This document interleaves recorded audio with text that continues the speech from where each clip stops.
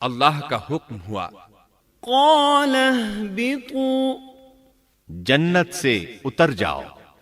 مزید فرمایا، بعضكم لبعض عدو وَلَكُمْ فِي الْأَرْضِ مُسْتَقَرٌّ وَمَتَاعٌ إِلَى حِينٍ۔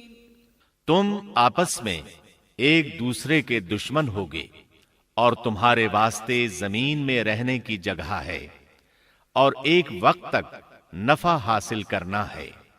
اللہ نے مزید فرمایا، قال فيها تحيون وفيها تموتون ومنها تخرجون۔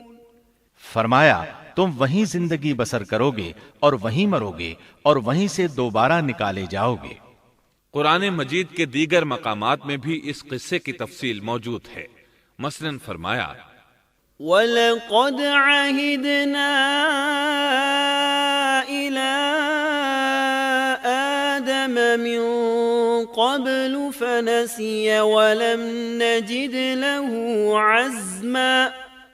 اور اس سے قبل ہم نے آدم سے ایک عہد لیا تھا، مگر وہ بھول گئے اور ہم نے ان میں کوئی عزم نہیں پایا۔ اللہ تعالیٰ فرماتے ہیں، وَإِذْ قُلْنَا لِلْمَلَائِكَةِ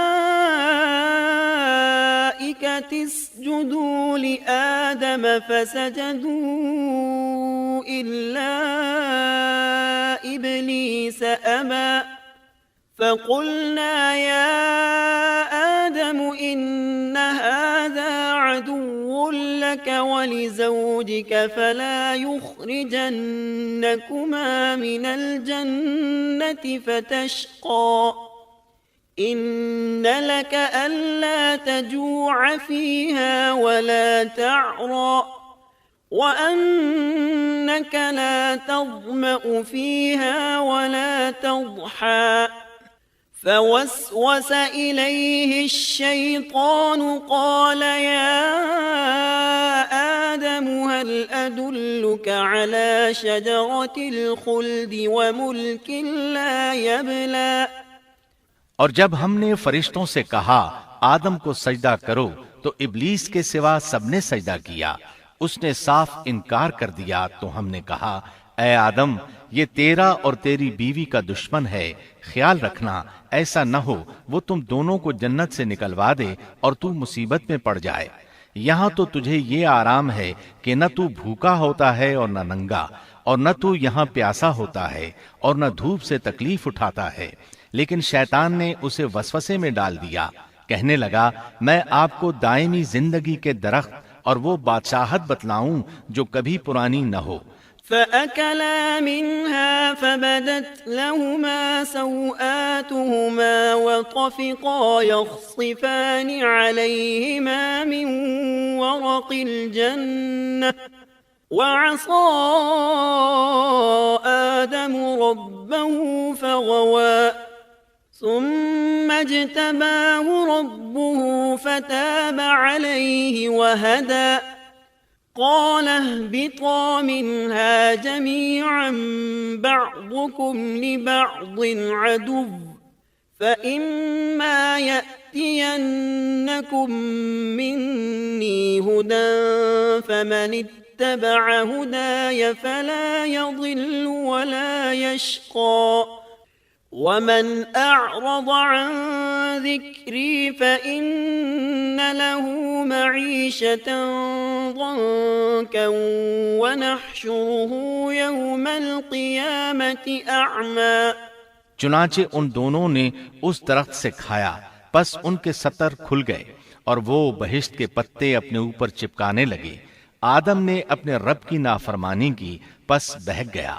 پھر اس کے رب نے نوازا، اس کی طرف توجہ فرمائی اور اس کی رہنمائی کی۔ حکم ہوا تم دونوں یہاں سے اتر جاؤ، تم آپس میں ایک دوسرے کے دشمن ہو۔ اب تمہارے پاس جب کبھی میری طرف سے ہدایت پہنچے تو جو میری ہدایت کی پیروی کرے نہ تو وہ بہکے گا نہ تکلیف میں پڑے گا، ہاں جو میری یاد سے روگردانی کرے گا اس کی زندگی تنگی میں رہے گی اور بروز قیامت ہم اسے اندھا کر کے اٹھائیں گے۔ آدم علیہ السلام زمین پر اترے اور اپنے رب سے توبہ کے کلمات سیکھ لیے۔ وہ کلمات یہ ہیں: ربنا ظلمنا انفسنا وان لم تغفر لنا وترحمنا لنكونن من الخاسرین۔ اے ہمارے رب، ہم نے اپنا نقصان کیا، اور اگر تو نے ہم پر مغفرت و رحمت نہ فرمائی تو ہم خسارہ اٹھانے والوں میں سے ہو جائیں گے۔ آدم علیہ السلام زمین پر اترے اور ان کے ساتھ حوا علیہ السلام بھی اتری، اور ان کے ساتھ ہی ابلیس کو بھی اتارا گیا۔ یہ کس جگہ پر اترے اس بارے میں اختلاف پایا جاتا ہے، لیکن ابن عباس رضی اللہ عنہ کی بات راجح محسوس ہوتی ہے کہ آدم علیہ السلام کو ہند میں اور حوا علیہ السلام کو جدے میں اتارا گیا۔ جب آدم علیہ السلام اتر آئے تو حوا علیہ السلام کی تلاش شروع کر دی، زمین میں ان کی تلاش میں سرگرداں ہوئے۔ آخر کار میدان عرفات میں دونوں کی ملاقات ہو گئی۔ چونکہ میدان عرفات میں دونوں نے ایک دوسرے کی معرفت حاصل کی تھی اور ان کا آپس میں تعارف ہوا تھا، لہٰذا اسی مناسبت سے اس میدان کا نام عرفات مشہور ہو گیا۔ پھر اللہ تعالیٰ نے زمین کے اندر انسانوں کو پھیلانا شروع کیا اور زمین کو مردوں اور عورتوں سے آباد کر دیا۔ امام طبری رحمت اللہ علیہ بیان کرتے ہیں کہ حوا علیہ السلام نے آدم علیہ السلام کے لیے 20 ولادتوں میں 40 بچوں کو جنم دیا۔ ہر بار 2 بچوں کو جنم دیتی تھی، ایک لڑکا ہوتا ایک لڑکی۔ سب سے پہلا جوڑا قابیل اور اس کی بہن قمیم کا تھا۔ پھر انسانوں کی افزائش شروع ہوئی، آبادی میں اضافہ ہونے لگا۔ اللہ نے آدم علیہ السلام ہی کو ان کا نبی متعین کر دیا۔ وہ انہیں دین سکھاتے رہے۔ اس وقت تمام لوگ موحد تھے، خالص توحید کو اپنانے والے تھے، یعنی کان الناس امۃ واحدہ، تمام لوگ ایک ہی امت کے تھے، ان میں شرک کا شائبہ بھی نہ تھا۔ ابن جریر اور ابن کثیر رحمہم اللہ نے ابو موسیٰ اشعری رضی اللہ عنہ کی روایت بیان کی ہے، اللہ نے جب آدم علیہ السلام کو جنت سے زمین پر اتارا تو انہیں ہر چیز کی کاریگری اور صنعت کا علم تھا۔ جب وہ اترے تو عالم بھی تھے، لباس میں ملبوس بھی تھے، کام کاج کے تمام طریقوں سے باخبر بھی تھے، لوہے، آگ، لکڑی اور کپڑے کے استعمال سے بھی بخوبی واقف تھے۔ ہمارے برعکس وہ ان کاموں کو اپنی ابتدا ہی سے جان چکے تھے، کیونکہ ہم سب لوگوں کا حال یہ ہے کہ جب تک سکھایا نہ جائے ہمیں کچھ نہیں آتا۔ آج کے دور میں بعض افریقی قبائل کے افراد وحشیانہ اور غیر مہذب زندگی گزارتے ہیں۔ علماء کا کہنا ہے کہ یہ لوگ زمین پر رہنے والوں میں سے گمراہ ترین انسان ہیں۔ انہوں نے بہترین زندگی ضائع کر دی اور گھٹیا زندگی کو پسند کیا۔ تہذیب و تمدن کا آغاز چونکہ ابتدائے آفرینش سے ہے، اس لیے ہر انسان کی فطرت میں تہذیب کی سوجھ بوجھ موجود ہے۔ بہرحال آدم علیہ السلام کے بعد انسانی مخلوق کی تعداد روز بروز بڑھتی چلی گئی اور انسانی کمزوریوں کی بنا پر گناہ شروع ہو گئے۔ زمین پر سب سے پہلے ہونے والی معصیت قابیل کے ہاتھوں اپنے بھائی حابیل کے قتل کی صورت میں سامنے آئی۔ اللہ تعالیٰ نے قرآن مجید میں قابیل اور اس کے بھائی حابیل کا قصہ بیان کیا ہے۔ قابیل قرخت اور درشت طبیعت کا مالک تھا، جبکہ اس کا بھائی حابیل رحم دل اور نرم طبیعت تھا۔ قابیل کھیتی باڑی کرتا تھا اور حابیل مویشی چراتا تھا۔ حابیل کے نرم دل ہونے کی ایک وجہ اس کا بکریاں چرانا تھا، کیونکہ ایک چرواہا اپنی بکری کو بھوکا دیکھ کر اسے چارہ کھلائے بغیر نہیں رہتا، نہیں وہ کسی بکری کو پیاسا دیکھ کر اسے بھول جاتا ہے۔ اپنے جانور پر اس کی طاقت سے زیادہ بوجھ بھی نہیں لادتا۔ بنی نوع انسان کی تعداد میں اضافے کے لیے اس وقت ایسا قانون تھا جو اب حرام ہے، اور وہ ہے بہن کے ساتھ نکاح۔ چونکہ اس وقت کے سب لوگ آدم علیہ السلام کی حقیقی اولاد تھے اور آپس میں بہن بھائی تھے، اس لیے اس وقت کی شریعت کی روح سے قابیل اپنے ساتھ جڑواں پیدا ہونے والی بہن کے سوا کسی دوسری بہن سے شادی کر سکتا تھا، اور اسی طرح حابیل اپنے ساتھ جڑواں پیدا ہونے والی بہن کے علاوہ کسی دوسری بہن سے شادی کر سکتا تھا۔ اس کی صورت یہ تھی کہ قابیل کی شادی حابیل کی بہن سے ہو اور حابیل کی شادی قابیل کی بہن سے ہو۔ لیکن ہوا یہ کہ حابیل کی بہن خوبصورتی میں قابیل کی بہن سے کم تھی، اس لیے قابیل نے حابیل کی بہن سے شادی کرنے سے انکار کر دیا اور اپنی جڑواں بہن سے شادی کی خواہش ظاہر کی، لیکن ایسا کرنا آدم علیہ السلام کی شریعت میں حرام تھا۔ آپ نبی بھی تھے اور رسول بھی۔ رسول اور نبی میں فرق یہ ہے کہ رسول پر شریعت اور احکام نازل ہوتے ہیں، لیکن نبی پر شریعت نازل نہیں ہوتی، البتہ اس کی طرف وحی نازل ہوتی ہے اور معجزات عطا کیے جاتے ہیں، جبکہ شریعت صرف رسولوں ہی پر نازل کی جاتی ہے۔ آدم علیہ السلام بھی چونکہ رسول تھے، اس لیے ان کی شریعت میں یہ قانون تھا کہ کوئی شخص اپنے ساتھ جڑواں پیدا ہونے والی بہن کے ساتھ شادی نہیں کر سکتا۔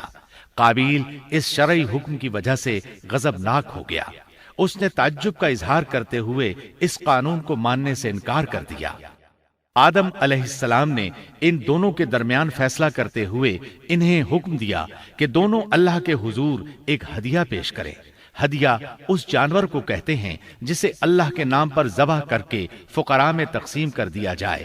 اس سے مقصود اللہ کے لیے اپنی نیت کو خالص کرنا ہوتا ہے۔ اس عمل کو قربانی کہا جاتا ہے۔ آدم علیہ السلام کے زمانے میں قربانی کا جو قانون تھا اس کے قبول ہونے کی نشانی طے تھی، اور وہ یہ کہ آسمان سے ایک آگ نمودار ہوتی اور اس قربانی کو جلا دیتی۔ اس کا مطلب تھا قربانی قبول ہو چکی ہے، اور اگر آگ قربانی کو نہ جلاتی تو سمجھ لیا جاتا کہ قربانی قبول نہیں ہوئی۔ آخر قربانی کا دن آ پہنچا۔ حابیل نے اپنے مویشیوں میں سے ایک بہترین جانور لیا اور قربان گاہ میں لا کر اللہ کے حضور پیش کر دیا۔ دوسری طرف قابیل نے اپنی کھیتی کے غلے میں سے ردی قسم کا غلہ قربانی کے لیے پیش کیا۔ دوسرے دن دونوں قربان گاہ پہنچے تو انہوں نے دیکھا کہ حابیل کی قربانی قبول ہو چکی ہے، جبکہ قابیل کی قربانی کو آگ نے چھوا تک نہیں تھا۔ یہ دیکھ کر قابیل حابیل پر غضبناک ہوا۔ شیطان نے بھی اسے وسوسے میں مبتلا کیا کہ اپنے بھائی کو قتل کر دے۔ اس نے اپنے بھائی حابیل کو جان سے مار ڈالنے کا پختہ ارادہ کر لیا۔ اس وقت تک روئے زمین پر کوئی انسان قتل نہیں ہوا تھا۔ انسانی تاریخ میں یہ پہلا قتل ہے جس کا ارتکاب قابیل نے کیا۔ وہ اپنے بھائی حابیل کے پاس گیا اور اس سے بولا، میں تجھے قتل کر دوں گا۔ جواب میں حابیل نے کہا، اگر تو مجھے قتل کرنے کی کوشش کرے گا تو میں اپنے دفاع میں ہاتھ نہیں اٹھاؤں گا، اس لیے کہ میں چاہتا ہوں تو اپنے دیگر گناہوں کے ساتھ میرے قتل کا گناہ بھی اٹھا لے، تیرے گناہ زیادہ ہو جائیں۔ چنانچہ ایک تاریک رات میں حابیل سویا ہوا تھا کہ قابیل ایک بڑا سا پتھر اٹھا کر اس کے پاس آیا۔ اس نے وہ پتھر اپنے بھائی کے سر پر دے مارا۔ اس طرح اس نے حابیل کو قتل کر دیا۔ روئے زمین پر قتل کی ابتدا کر دی، زمین کو پہلے خون سے رنگ دیا۔ تاریخ انسانی میں یہ سب سے پہلا جرم تھا جو قابیل کے ہاتھوں ہوا۔ قتل تو وہ کر بیٹھا، اب حیران اور پریشان ہوا کہ اس کی لاش کا کیا کرے۔ اس وقت تک نسل انسانی موت سے بھی دوچار نہیں ہوئی تھی۔ آدم علیہ السلام کی اولاد میں سے اس وقت تک کوئی فوت نہیں ہوا تھا، اس لیے قابیل کو معلوم نہیں تھا کہ مردے کے ساتھ کیا کیا جائے۔ اسی کشمکش کے عالم میں اس نے بھائی کی لاش کو کمر پر اٹھا لیا اور چل پڑا۔ چلا جا رہا تھا کہ اللہ نے 2 کوے بھیجے۔ دونوں کوے آپس میں لڑ پڑے، ایک نے دوسرے کو ہلاک کر دیا۔ اب زندہ کوا مٹی کھودنے لگا۔ اس طرح اس نے ایک گڑھا تیار کر لیا، مردہ کوے کو اس میں رکھا اور اوپر مٹی ڈال دی۔ اس طرح قابیل کو دفن کا طریقہ معلوم ہوا۔ اس نے بھی گڑھا کھودا اور حابیل کی لاش کو اس میں دبا دیا۔ وہ اپنے کیے پر نادم ضرور تھا، لیکن اس نے اللہ سے معافی نہ مانگی، جبکہ انسان کے لیے ضروری ہے کہ اس سے کوئی گناہ ہو جائے تو اللہ سے معافی مانگے۔ قابیل اور حابیل کے درمیان جو مکالمہ ہوا، اللہ تعالیٰ نے اس کا ذکر سورہ مائدہ آیت 27 تا 29 میں کیا ہے۔ اللہ فرماتے ہیں، وَاتْلُ عَلَيْهِمْ نَبَأَ ابْنَيْ آدَمَ بِالْحَقِّ إِذْ قَرَّبَا قُرْبَانًا فَتُقُبِّلَ مِنْ أَحَدِهِمَا وَلَمْ يُتَقَبَّلْ مِنَ الْآخَرِ قَالَ لَأَقْتُلَنَّكَ قال انما يتقبل الله من المتقين۔ لئن بسطت إلي يدك لتقتلني ما أنا بباسط يدي إليك لأقتلك إني أخاف الله رب العالمين إني أريد أن تبوء بإثمي وإثمك فتكون من أصحاب النار وذلك جزاء الظالمين۔ آدم علیہ السلام کے دونوں بیٹوں کا کھرا کھرا حال بھی انہیں سنا دو۔ ان دونوں نے ایک نذرانہ پیش کیا، ان میں سے ایک کی نذر تو قبول ہو گئی اور دوسرے کی قبول نہ ہوئی، تو وہ کہنے لگا میں تجھے مار ہی ڈالوں گا۔ اس نے کہا اللہ تقوی والوں ہی کا عمل قبول کرتا ہے، گو تو میرے قتل کے لیے دسترازی کرے لیکن میں تیرے قتل کے لیے ہرگز اپنا ہاتھ نہیں بڑھاؤں گا۔ میں تو اللہ تعالی پروردگار عالم سے خوف کھاتا ہوں، میں تو چاہتا ہوں کہ تو میرا گناہ اور اپنا گناہ اپنے سر پر رکھ لے اور دوزخیوں میں شامل ہو جائے، ظالموں کا یہی بدلہ ہے۔ اس کا مطلب یہ تھا کہ تیرے اور گناہوں کے ساتھ میرے قتل کا گناہ بھی تیرے ذمہ لگے اور تو ظالموں میں سے ہو جائے۔ حابیل کے قتل کے بعد قابیل پر جو گزری اس کا ذکر اللہ نے سورہ مائدہ آیت 30 اور 31 میں کیا ہے۔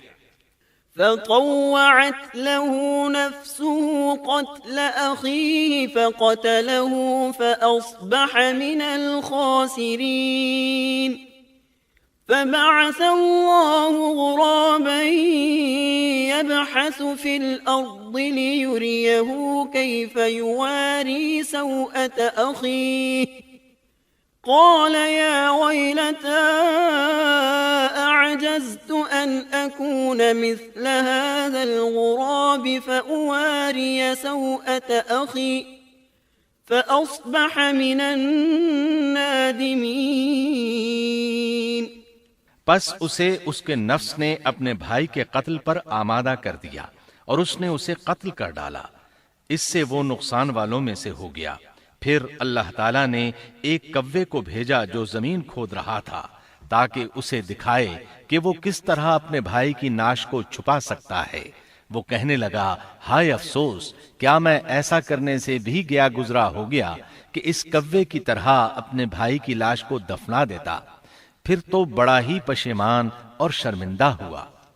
امام احمد، ترمذی اور ابو داود نے سیدنا سعد بن ابی وقاص رضی اللہ عنہ سے روایت کی ہے کہ انہوں نے سیدنا عثمان رضی اللہ عنہ کی شہادت کے فتنے کے وقت فرمایا میں گواہی دیتا ہوں کہ رسول اکرم صلی اللہ علیہ وسلم نے فرمایا تھا ایک بہت بڑا فتنہ رونما ہوگا، اس میں بیٹھنے والا کھڑے ہونے والے سے بہتر ہوگا اور کھڑا ہونے والا چلنے والے سے بہتر ہوگا اور چلنے والا دوڑنے والے سے بہتر ہوگا۔ کسی نے کہا اگر کوئی میرے گھر میں داخل ہو کر میری طرف ہاتھ بڑھائے تاکہ وہ مجھے قتل کر دے تو آپ صلی اللہ علیہ وسلم نے فرمایا تو آدم علیہ السلام کے بیٹے کی طرح قتل ہو جا، یعنی اس فتنے میں قتل ہو جانا، حابیل کی سنت پر عمل کرتے ہوئے خود ہاتھ نہ اٹھانا، قاتل کہلانے کی بجائے مقتول ہونے کو پسند کرنا۔ اسی طرح مسند احمد کی ایک روایت میں ہے رسول اللہ صلی اللہ علیہ وسلم نے فرمایا دنیا میں جب بھی کوئی ظلم سے قتل ہوتا ہے تو اس کا گناہ آدم علیہ السلام کے پہلے بیٹے قابیل کی گردن پر ضرور ہوتا ہے، اس لیے کہ وہ پہلا شخص ہے جس نے ظالمانہ قتل کی ابتدا کی اور یہ ناپاک طریقہ جاری کیا۔ اس حدیث سے اس جرم کی نوعیت کا بخوبی اندازہ ہوتا ہے کہ اللہ تعالیٰ نے اس کو صرف ایک قتل قرار نہیں دیا بلکہ اس کو ایک گھناؤنی حرکت قرار دیا۔ قیامت تک آنے والے لوگ جو اس گناہ کے مرتکب ہوں گے ان کا کچھ گناہ قابیل کے حساب میں ڈالا جائے گا۔ حابیل کو قتل کرنے کے بعد قابیل نے اپنی بیوی کو ساتھ لیا اور دور دراز نرم زمین کے پاس جا کر رہائش پذیر ہو گیا اور آدم علیہ السلام کے سامنے تک نہ ہوا۔ آدم علیہ السلام پہاڑوں کے قریب ایک بستی میں رہ رہے تھے، یہ ان سے بہت دور جا بسا تھا۔ اس طرح قابیل کا آدم علیہ السلام سے رابطہ بالکل ختم ہو گیا اور اس سے ایک نئی نسل کی ابتدا ہوئی۔ فحاشی اور اریانی کو ان کے ہاں عروج حاصل تھا۔ عبادت یہ لوگ اگرچہ اللہ ہی کی کرتے تھے، لیکن آدم علیہ السلام کی شریعت کے خلاف بے حیائی کے دل دادا تھے۔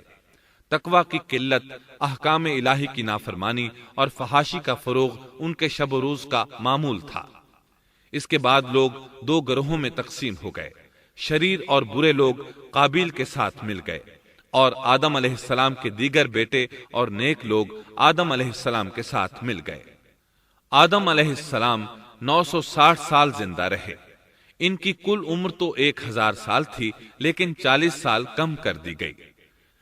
سیدنا ابو ہریرہ رضی اللہ عنہ بیان کرتے ہیں کہ رسول اللہ صلی اللہ علیہ وسلم نے فرمایا، جب اللہ نے آدم علیہ السلام کو پیدا فرمایا تو ان کی پیٹھ پر ہاتھ پھیرا۔ اس طرح قیامت تک جتنے انسان پیدا ہونے والے تھے ان کی روحیں وجود میں آ گئیں۔ پھر ہر انسان کی آنکھوں کے درمیان ایک نور رکھ کر آدم علیہ السلام کے سامنے پیش کیا۔ انہوں نے پوچھا، یا اللہ یہ کون ہیں؟ اللہ نے فرمایا، یہ تیری اولاد ہے۔ ان میں سے ایک کی پیشانی کی چمک آدم علیہ السلام کو بہت اچھی لگی۔ انہوں نے پوچھا، یا اللہ یہ کون ہے؟ جواب ملا، یہ تیری اولاد میں سے بہت دور جا کر ہیں، ان کا نام داؤد ہے۔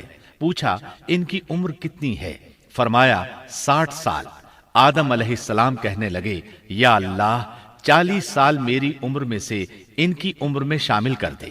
اس سلسلے میں دوسری روایت یوں آئی ہے، جب آدم علیہ السلام کی روح قبض کرنے کے لیے فرشتہ آیا تو وہ کہنے لگے، میری عمر میں تو ابھی 40 سال باقی ہیں۔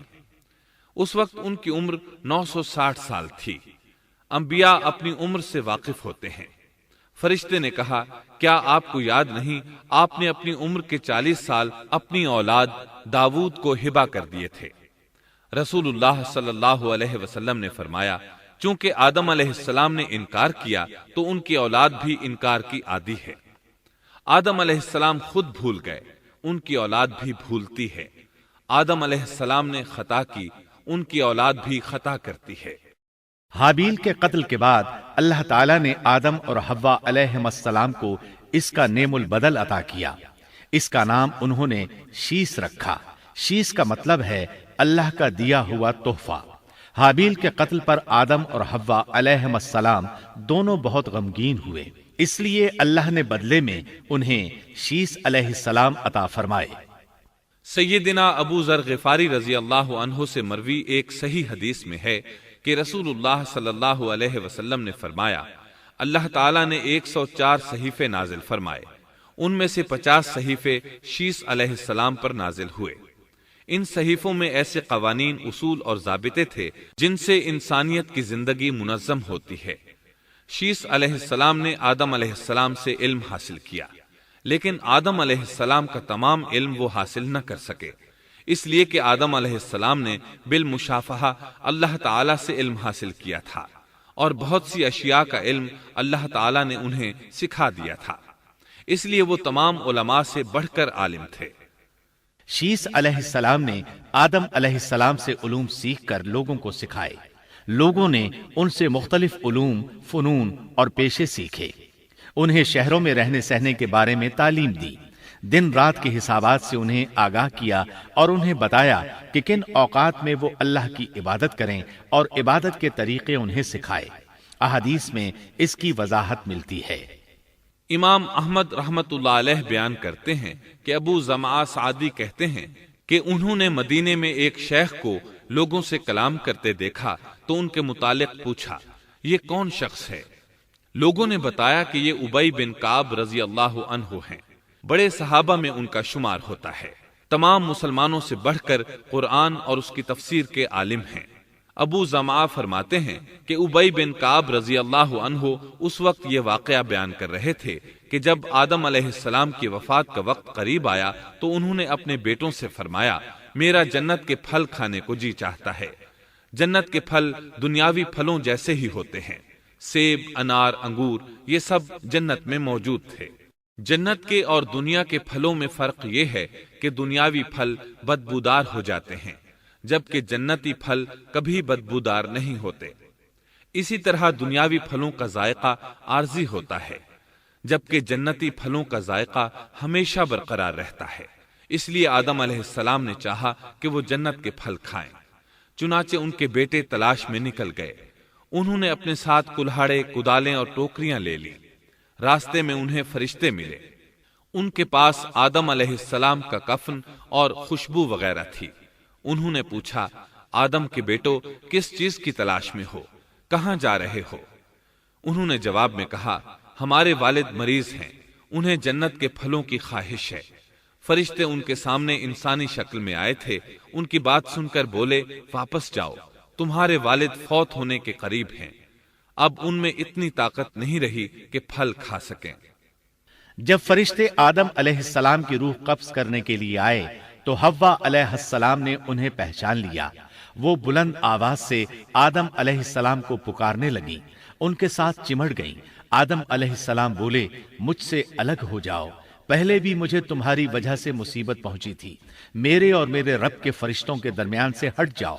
پھر فرشتوں نے آدم علیہ السلام کی روح قبض کی، انہیں غسل دیا، کفن پہنایا، خوشبو لگائی، آپ کی قبر کھودی۔ پھر انہوں نے آدم علیہ السلام کی نماز جنازہ ادا کی۔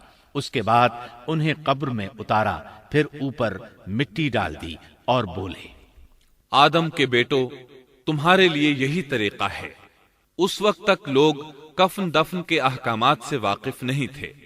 انہیں علم نہ تھا کہ قابیل نے اپنے بھائی کو کیسے دفن کیا تھا، اس لیے فرشتوں کو بھیجا گیا تاکہ تدفین کا طریقہ بتا دیں۔ تو اس طرح انسان کو دفن کرنے کا طریقہ معلوم ہوا جو فرشتے لے کر آئے تھے۔ آدم علیہ السلام نے اپنی 960 سال کی مکمل زندگی میں سوائے اس درخت کا پھل کھانے کے اور کوئی خطا نہیں کی۔ یہ تھا ہمارے باپ سیدنا آدم علیہ السلام کا اسوہ اور سیرت طیبہ کا حال۔ آپ کی وفات کے 1 سال بعد حوا علیہ السلام بھی وفات پا گئیں۔ آدم علیہ السلام کی وفات کے بعد ان کے بیٹے شیس علیہ السلام نے ان کی ذمہ داریاں سنبھال لی۔ اب تبلیغ کا کام انہیں کرنا تھا۔ ادھر قابیل جو نرم زمین میں جا آباد ہوا تھا، اس کی اولاد نے فتنہ و فساد اور سرکشی کی زندگی اختیار کی۔ انہوں نے قتل و غارت گری کا بازار گرم کر دیا۔ یہ لوگ آدم علیہ السلام کی قوم کے پاس سے گزرتے تو وہاں بھی فساد مچاتے۔ ابن عباس رضی اللہ عنہما سورۃ الاحزاب آیت 33 کی تفسیر کرتے ہوئے فرماتے ہیں، وَلَا تَبَرَّجْنَ تَبَرُّجَ الْجَاهِلِيَّةِ الْأُولَى، پرانے زمانے کی جاہلیت کی طرح اپنے بناؤ کا اظہار نہ کیا کرو۔ اس وقت 2 نسلیں آباد تھیں، ایک پہاڑ پر اور دوسری نرم زمین پر۔ پہاڑوں کے مرد خوش شکل تھے، عورتیں سیاہ فام تھیں، جبکہ زمین والوں کی عورتیں خوبصورت تھیں اور مردوں کے رنگ سانولے تھے۔ اب ابلیس نے اپنا کام شروع کیا۔ وہ انسانی شکل میں نرم زمین والوں کے پاس آیا اور ایک شخص کا غلام بن کر رہنے لگا۔ پھر اس نے بانسری شکل کی ایک چیز ایجاد کی اور اس کو بجانے لگا۔ لوگ اس آواز پر لٹو ہو گئے، اس کے گرد بھیڑ لگا کر سننے لگے۔ پھر ایک دن میلے کا مقرر ہو گیا، اس میں 1000 مرد اور عورتیں جمع ہونے لگے۔ اتفاق سے وہاں ایک دن ایک پہاڑی آدمی بھی آ گیا۔ اس نے میدانی عورتوں کے حسن و جمال کو دیکھا۔ اس نے اپنے قبیلے والوں سے ان کے حسن و جمال کا ذکر کیا۔ اب وہاں کے لوگ کثرت سے میدانی علاقے میں آنے لگے۔ اس طرح آہستہ آہستہ مردوں اور عورتوں میں اختلاط بڑھا، بدکاری اور زناکاری عام ہوئی، جبکہ یہ سب کام شیس علیہ السلام کی شریعت میں حرام تھے۔ یہ سب بیان کرنے کے بعد ابن عباس رضی اللہ عنہما کہتے ہیں، اللہ تعالیٰ کے قول وَلَا تَبَرَّجْنَ تَبَرُّجَ الْجَاهِلِيَّةِ الْأُولَى کی یہی تفسیر ہے، اور قدیم جاہلیت سے یہی مراد ہے، کیونکہ ان لوگوں نے زمین میں ایک عظیم فساد اور انتشار برپا کر رکھا تھا۔ شیس علیہ السلام اپنی قوم کے لوگوں کو سمجھاتے رہے کہ وہ ان شریر اور فسادی لوگوں کے ساتھ میل جول نہ رکھیں، لیکن شیطان مسلسل انہیں ورغلاتا رہا، یہاں تک کہ شیس علیہ السلام کے ساتھ بہت تھوڑے لوگ رہ گئے اور قابیل کی قوم میں بہت اضافہ ہو گیا۔ لوگ یوں ہی زندگی بسر کرتے رہے، یہاں تک کہ اللہ تعالیٰ نے ان میں ادریس علیہ السلام کو مبعوث فرمایا۔ چنانچہ اب ہم آپ کو ادریس علیہ السلام کے بارے میں بتاتے ہیں۔ ایک حدیث میں ہے کہ آدم اور شیس علیہ السلام کے بعد ادریس علیہ السلام پہلے نبی ہیں۔ ایک دوسری حدیث میں ہے کہ ادریس علیہ السلام پہلے نبی ہیں جنہوں نے قلم کے ذریعے لکھا اور لوگوں کو کتابت سکھائی۔ حافظ ابن کثیر نے ان کا حلیہ کچھ یوں بیان کیا ہے: پورا قد و قامت، خوبصورت، خوب رو، گھنی داڑھی، عمدہ اوصاف کے مالک، چوڑے کندھے، مضبوط ہڈیاں، دبلے پتلے، سرمگی چمکدار آنکھیں، گفتگو باوقار، خاموشی پسند، سنجیدہ اور متین، چلتے ہوئے نظر نیچی، انتہائی فکر و خوض کے عادی، غصے کے وقت سخت غضبناک، باتیں کرنے میں شہادت کی انگلی سے بار بار اشارہ کرنے کے عادی۔ ادریس علیہ السلام شیس علیہ السلام کی شریعت پر عمل پیرا رہے، چونکہ ادریس علیہ السلام رسول بھی تھے، اس لیے اللہ کی طرف سے مستقل ان پر شریعت نازل ہوئی جس کی تشریح و تفسیر کر کے لوگوں کو احکام الہی سے آگاہ فرماتے۔ ادریس علیہ السلام نے جب دیکھا کہ مفسدین ایمان والوں پر ظلم و زیادتی کر رہے ہیں، ان کا فساد بڑھتا جا رہا ہے اور سمجھانے کے باوجود یہ لوگ باز نہیں آ رہے، تو انہوں نے اپنے پیروکاروں کو جہاد کا حکم دیا۔ ادریس علیہ السلام پہلے شخص ہیں جنہوں نے اللہ کے راستے میں جہاد کیا، غنیمتیں حاصل کی اور دشمنوں کو قیدی بنایا، لیکن غنیمتیں اور قیدی ان کے لیے حلال نہیں تھے۔ رسول اللہ صلی اللہ علیہ وسلم پہلے رسول ہیں جن کے لیے غنیمتیں حلال کی گئیں، لیکن یہ بات یقینی ہے کہ جہاد سب سے پہلے ادریس علیہ السلام نے کیا۔ انہوں نے جہاد کے لیے سب سے پہلے ایک لشکر تیار کیا، پھر اس لشکر کو 2 حصوں میں تقسیم کیا۔ ایک حصہ پیادوں پر مشتمل تھا، دوسرا سواروں پر۔ چنانچہ بھرپور تیاری کے بعد ادریس علیہ السلام نے قابیل کی قوم پر چڑھائی کر دی۔ حق و باطل کے درمیان زبردست مارکے ہوئے۔ آخرکار ادریس علیہ السلام نے انہیں گھٹنے ٹیکنے پر مجبور کر دیا، ان کا بہت سا مال و اسباب لوٹ لیا اور لوگوں کو قیدی بنا لیا۔ اللہ تعالیٰ نے ان تمام باتوں کا ذکر نہیں فرمایا، بلکہ اللہ نے ان کی سیرت کے بارے میں اپنی کتاب قرآن مجید میں اشارتاً ذکر فرمایا ہے۔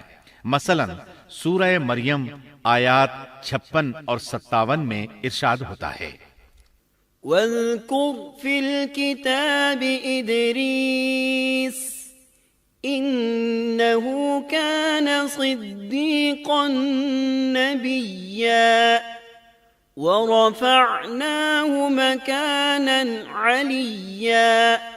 اور اس کتاب میں ادریس کا بھی ذکر کر، وہ بھی نیک کردار نبی تھے، ہم نے انہیں بلند مقام پر اٹھایا۔ ان کے بلند مرتبے کے بارے میں بخاری اور مسلم میں حدیث موجود ہے کہ نبی کریم صلی اللہ علیہ وسلم نے فرمایا، میں نے معراج کی رات 4تھے آسمان پر ادریس علیہ السلام سے ملاقات کی، وہ 4تھے آسمان پر بلند مقام پر فائز تھے۔ ابن جریر نے ایک روایت بیان کی ہے، وہ روایت اس بات کی وضاحت کرتی ہے کہ اللہ تعالیٰ کے ارشاد وَرَفَعْنَاهُ مَكَانًا عَلِيًّا سے کیا مراد ہے، اس کا کیا مفہوم ہے؟ ابن جریر کے علاوہ دیگر بڑے بڑے مفسرین اور مورخین نے بھی اس روایت کو ذکر کیا ہے، لیکن اس کی کوئی صحیح سند نہیں مل سکی۔ وہ روایت یہ ہے: ابن ابی حاتم وغیرہ نے اس روایت کو ہلال بن یسار سے بیان کیا ہے۔ وہ کہتے ہیں، میری موجودگی میں ابن عباس رضی اللہ عنہما نے کعب رحمت اللہ علیہ سے پوچھا، کعب، ادریس علیہ السلام کے متعلق اللہ تعالیٰ کے اس قول وَرَفَعْنَاهُ مَكَانًا عَلِيًّا ہم نے انہیں بلند مقام پر اٹھا لیا کا کیا مطلب ہے؟ تو کعب رحمت اللہ علیہ نے جواب دیا، اللہ تعالیٰ نے ادریس علیہ السلام پر ایک مرتبہ یہ وحی نازل فرمائی، اے ادریس، تمام اہل دنیا جس قدر روزانہ نیک عمل کریں گے ان سب کے برابر میں تجھے ہر دن اجر دوں گا۔ ادریس علیہ السلام نے یہ سنا تو انہیں خواہش محسوس ہوئی کہ میرے اعمال میں روز افزوں اضافہ ہو، اس لیے عمر کا حصہ طویل ہو جائے تو اچھا ہے۔ انہوں نے وحی الہی اور اپنے اس خیال کو ایک رفیق فرشتے پر ظاہر کر کے کہا، اس معاملے میں موت کے فرشتے سے گفتگو کرو تاکہ میں نیک اعمال کا زیادہ سے زیادہ وقت حاصل کر سکوں۔ اس فرشتے نے جب یہ سنا تو ادریس علیہ السلام کو اپنے بازوؤں پر بٹھا کر لے اڑا۔ جب یہ چوتھے آسمان سے گزر رہے تھے تو موت کا فرشتہ زمین پر آنے کے لیے اتر رہا تھا، وہیں دونوں کی ملاقات ہو گئی۔ دوست فرشتے نے موت کے فرشتے سے ادریس علیہ السلام کے بارے میں گفتگو کی۔ موت کے فرشتے نے دریافت کیا، ادریس علیہ السلام کہاں ہیں؟ اس نے کہا، میری پشت پر۔ موت کا فرشتہ کہنے لگا، مجھے اللہ کی طرف سے یہ حکم ملا ہے کہ چوتھے آسمان پر ادریس علیہ السلام کی روح قبض کروں، اس لیے میں سخت حیرت میں تھا کہ یہ کیسے ممکن ہے۔ ادریس علیہ السلام تو زمین پر ہیں۔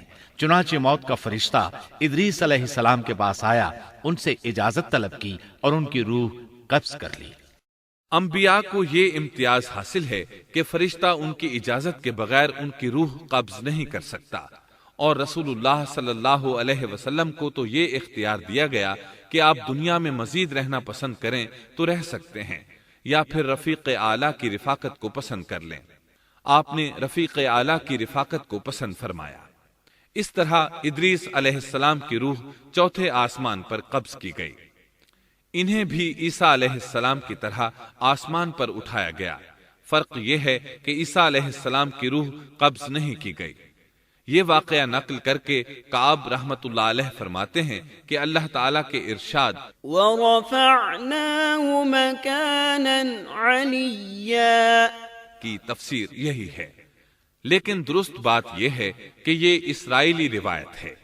ادریس علیہ السلام کی وفات ہو گئی تو لوگ فساد میں اور بڑھ گئے، ان میں شر پھیل گیا، تاہم وہ توحید پر قائم رہے۔ بت پرستی کا ان میں کوئی شعور نہیں تھا۔ لوگ آدم علیہ السلام کی وفات کے 1000 سال بعد تک توحید پر قائم رہے۔ ان میں فسق و فجور ضرور تھا لیکن شرک نہیں تھا۔ اللہ تعالیٰ کے اس ارشاد كان الناس أمة واحدة دراصل لوگ ایک ہی امت تھے کا یہی مطلب ہے۔